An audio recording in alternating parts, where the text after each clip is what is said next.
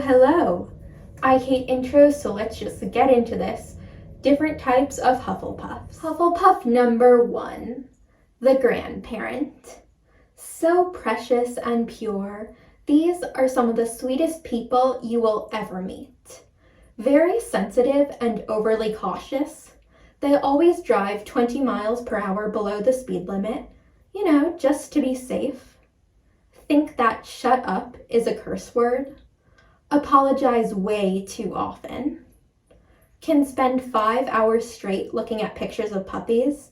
I love dogs too, so I won't judge. Every single movie they watch makes them cry.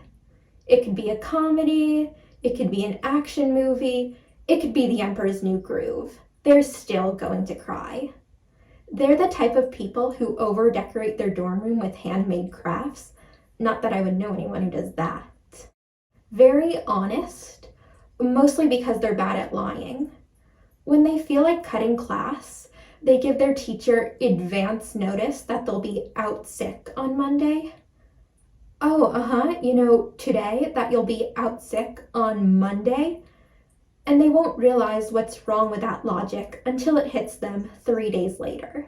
Hufflepuff number 2, the outcast. These people can sometimes feel like a background character even in their own life. They have trouble finding their group of friends at first.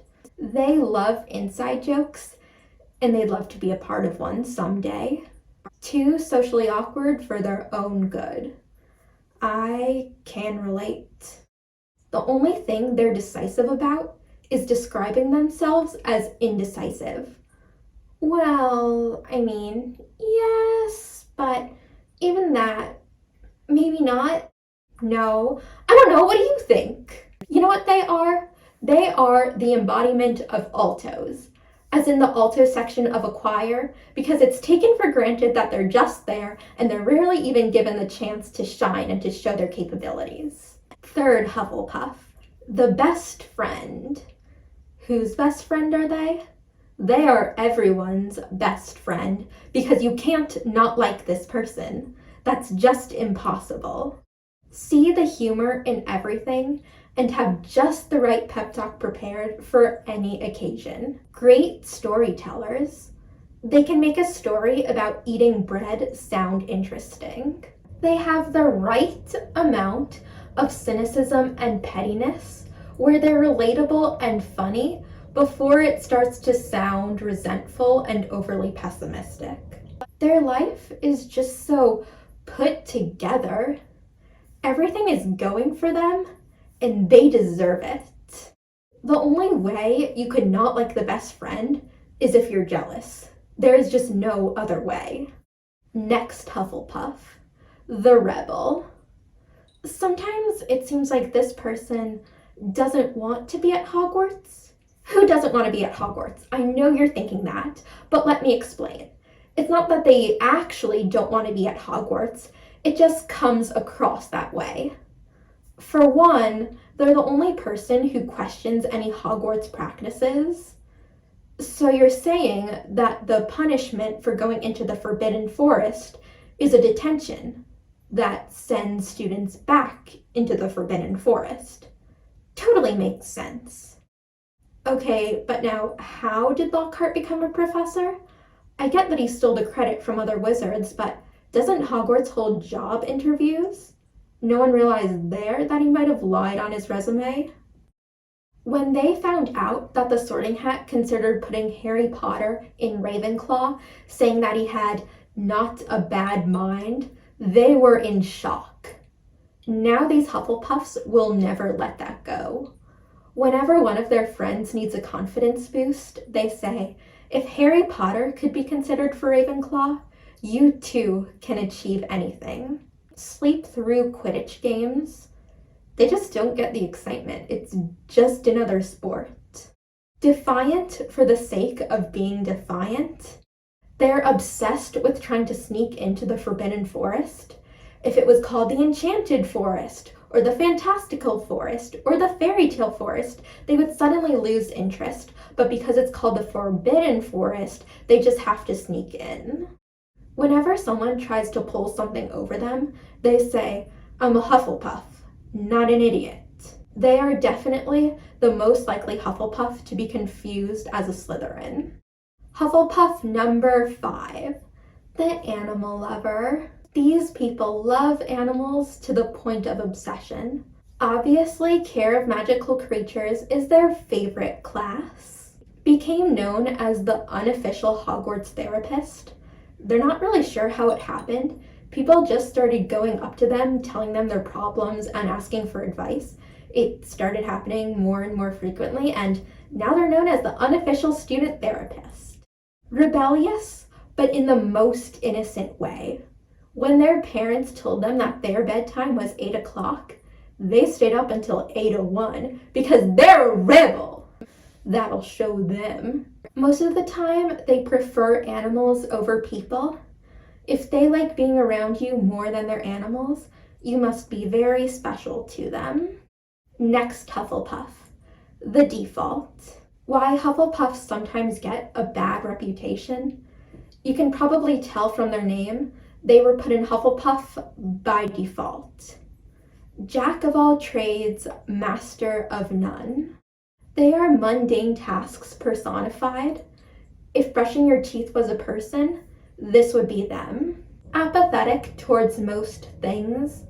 They have interests, but not passions. They're nice to their friends, but towards everyone else, they're just kind of eh. But they're okay with being unremarkable. Hufflepuff number 7, the workhorse. So hard work is a Hufflepuff trait, and these people take hard work to the extreme. Bob the Builder has to be their idol because his slogan is, "Yes, we can." They never quit until they achieve their goals. Have a compulsive need to always be working on something to the point where they feel guilty if they have to take a break to eat or, sleep. Part of it is that they've gotten so used to always working on something that now it feels weird and it makes them anxious to not be working on anything. Have trouble saying no even when they're busy or it hurts their mental health.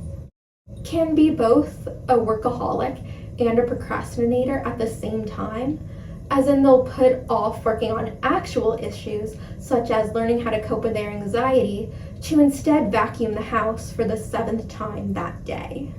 Next we have the endangered Hufflepuff. Everyone's favorite Hufflepuff. At least they think they are. So Hufflepuff is sometimes known as the house for misfits, which is why these people chose to be in Hufflepuff. It's up to you to think whether they really belong here, but at Hogwarts, students can choose their own houses, and these people chose to be in Hufflepuff because they're not like other witches and wizards. Yup, the wizarding world has these kind of people too. They must be in some kind of competition that nobody else knows about to prove how quirky and different they are. They openly admit that they like to eat pizza and chicken nuggets. Ugh, that's why they'll never have a boyfriend or a girlfriend. Intentionally go against pop culture.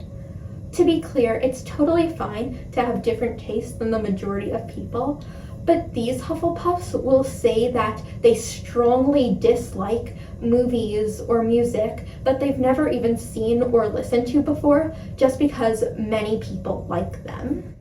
Excessively complain about their first world problems. They are so tired after their 3-week vacation to Hawaii. If there's one thing that they want you to know about them, it's that they hate drama. You would never be able to tell because they're the person at school involved in the most drama, but that's only because they're such a nice person where other people just have to drag them into it.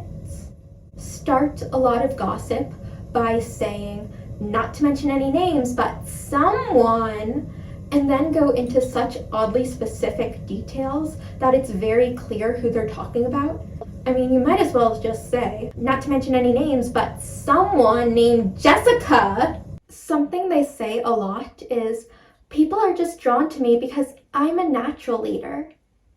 If you have to tell people that you're a natural leader, you're probably not a natural leader. Constantly have to let you know that they are not wearing any makeup. Well, except for mascara, but everyone wears mascara. And lip gloss, but that's nothing. Well, maybe some concealer too, but that still looks natural. And some blush, and some bronzer, and highlighter, and also eyeshadow, and eyeliner, and lip liner. But other than that, they don't wear any makeup. They use the word like all the time. Like seriously, like they insert like between like every other like word, like that frequently. They brag about how humble they are. They are the best at being humble. They are so humble that sometimes they even pretend not to be humble, just to show how humble they are about it. They also brag about how classy they are because unlike you, they have real values. In their own minds, they're just getting to be fewer and fewer of the good people like them, that they're almost on the brink of extinction, which is why they are called the endangered Hufflepuff. Alright guys, thank you so much for watching. Let me know down below which type of Hufflepuff are you. Don't forget to like and subscribe, and I'll see you guys soon. Peace!